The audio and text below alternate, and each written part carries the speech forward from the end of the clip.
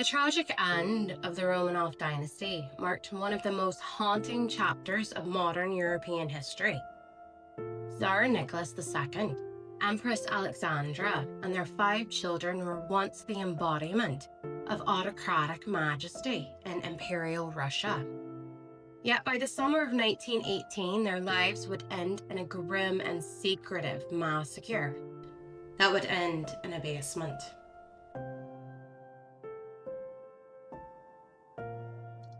The story of their final days is not only one of confinement and fear, but also of desperate attempts at escape, deliberate misinformation by Bolsheviks, and first-hand accounts that only surfaced after the revolution's dust began to settle.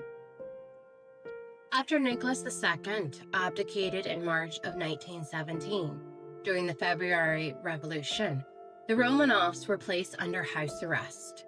First in the Alexandra Palace, then transferred to Siberia in August of 1917. The family remained isolated but relatively comfortable.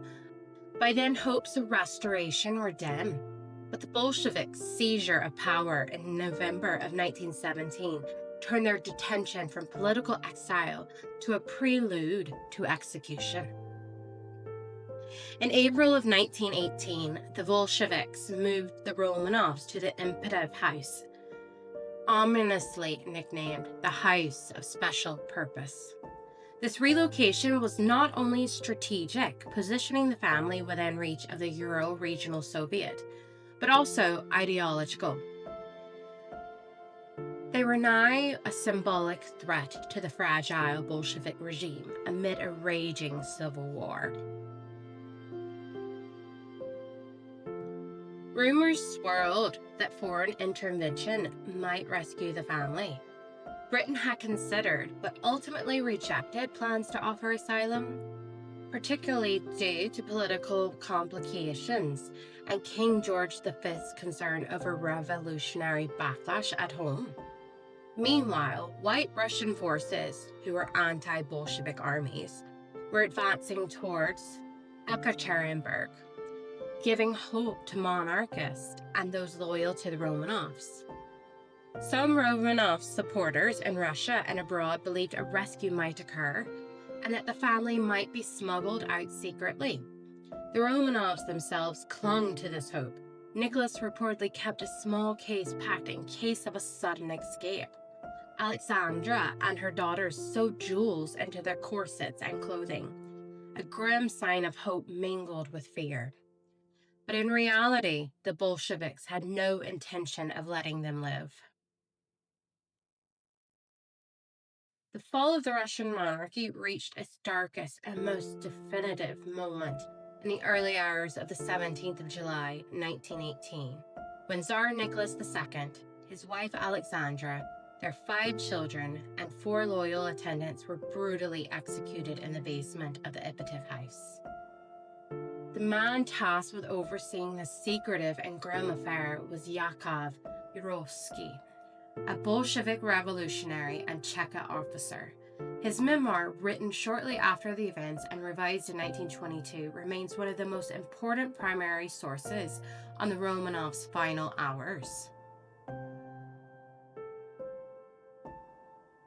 Yurovsky's writings are not emotional or sympathetic.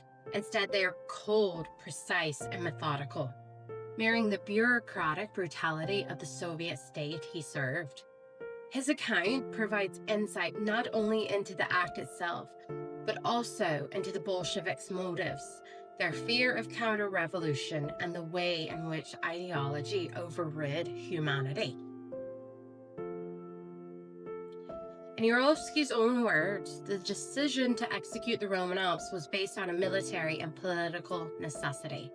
As White Army forces advanced towards Ekaterinburg during the Russian Civil War, there was a rising concern among Bolshevik leadership that the Romanovs could be liberated and used as a rallying point against the Soviet regime.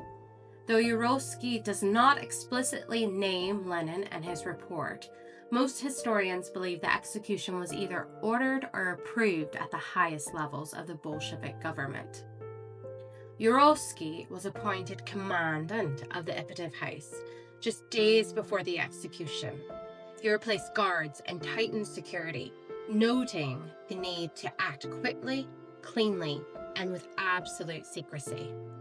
To eliminate risk, he confiscated all valuables from the Romanovs, excluding the jewels the daughters had sewn into their corsets.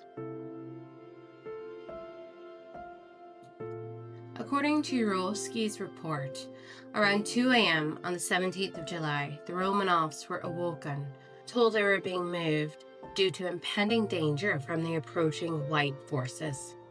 They were led to a small basement room under the pretext of a family photograph to confirm their survival. Nicholas, Alexandra, their children, Olga, Tatiana, Maria, Anastasia, and Alexei, and 4 attendants stood awaiting in confusion. Yurovsky entered the room with a team of executioners. Without ceremony, he read aloud a brief statement. "Your relatives have tried to save you. They have failed. We must now shoot you." He then shot Nicholas II first, aiming directly at his chest. This marked the beginning of one of the most chaotic and gruesome executions of the 20th century. The execution did not go as planned. The room quickly filled with smoke and panic. The girls' corsets, lined with diamonds and other gemstones, acted like primitive armor. Bullets ricocheted off, forcing the executioners to use bayonets and close-range gunshots to finish them. Some of the daughters, likely Maria or Anastasia, were still alive after the first round of shooting, screaming and bleeding. The scene lasted nearly 30 minutes and was, in Yurovsky's words, a mess.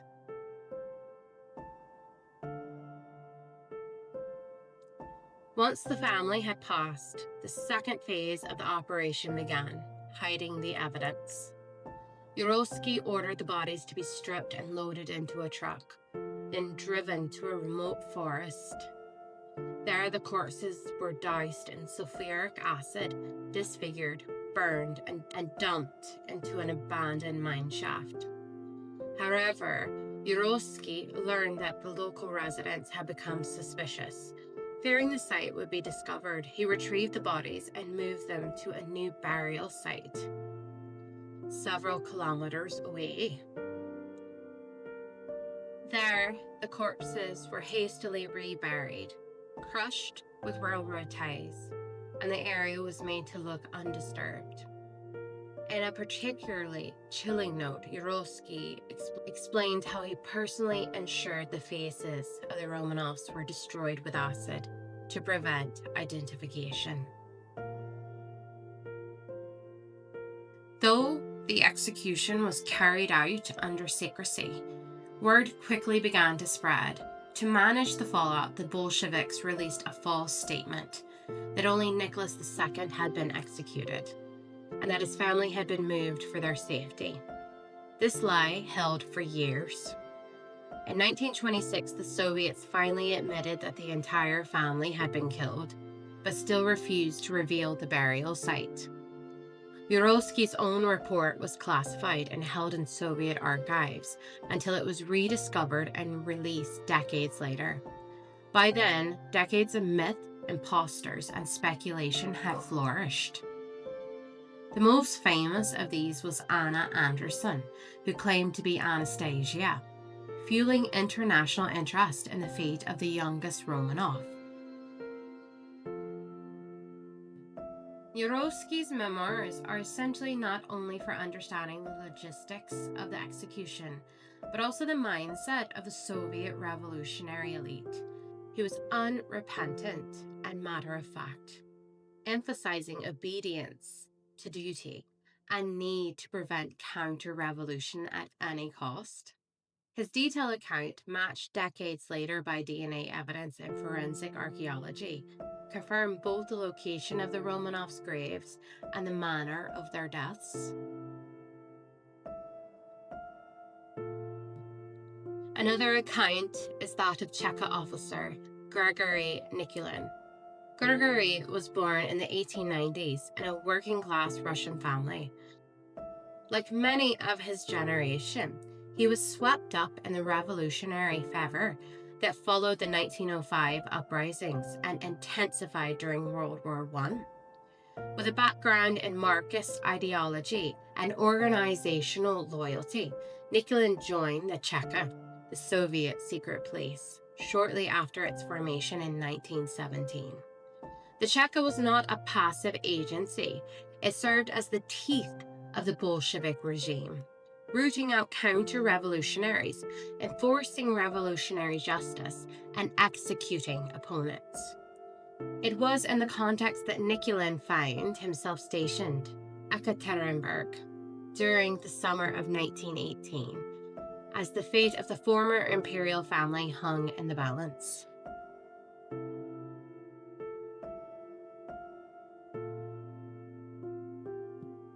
Nichilen was assigned as part of the execution squad under Yurovsky. While Yurovsky was the chief organizer and the leader of the operation, Nichilen was chosen for his loyalty, discipline, and proven commitment to the Bolshevik cause. He had prior experience conducting executions and was considered psychologically suited to handle pressures of such a grim task. In the early hours of that July morning, Nichilen stood among the small group of Bolsheviks gathered in the cellar of the Epitaph House. Along with Yurovsky and other executioners, Nichilen was instructed to fire at specific targets. He later recalled that he shot at Empress Alexandra and possibly one of the daughters, though, like other members of the squad, his recollections were likely shaped by trauma, secrecy, and time.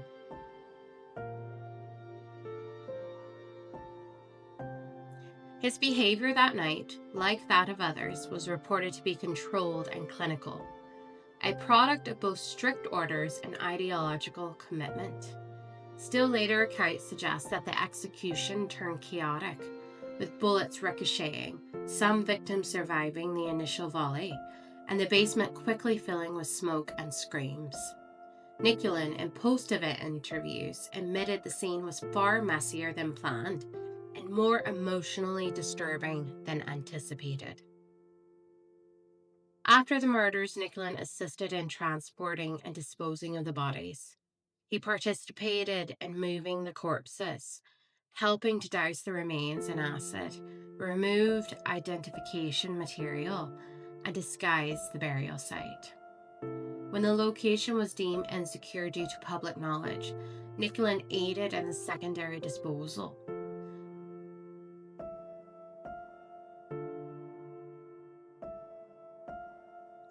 Throughout the cover-up, Nichilen maintained the secrecy demanded by his Cheka superiors.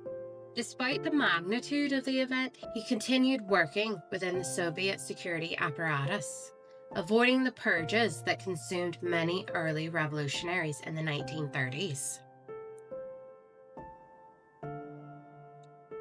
Unlike many of his contemporaries who perished in the Stalin's Great Purge, Nichilen survived into the mid-20th century. In later years, he gave several interviews and depositions about the executions of the Romanovs, some of which were used during Soviet forensic investigations and public inquiries in the 60s and 70s, and again after the collapse of the USSR in the 1990s. His tone in these accounts was never boastful. Instead, Nichilen portrayed the execution as a duty, carried out with regret but necessity.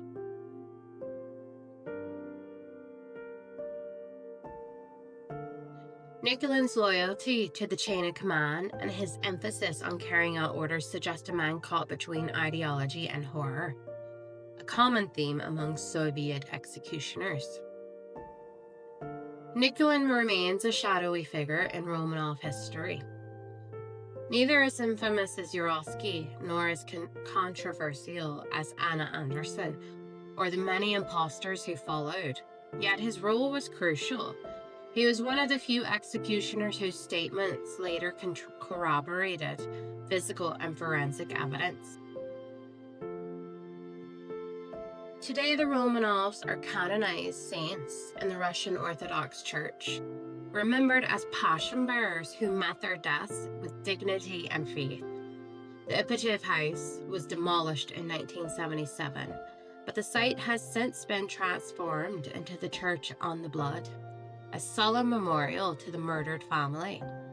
The final days of the Romanovs, once shrouded in secrecy, are now part of a documented chapter in Russian history. Their tragedy, echoing across generations, is a somber warning about the cost of political extremism and the loss of human compassion in times of upheaval.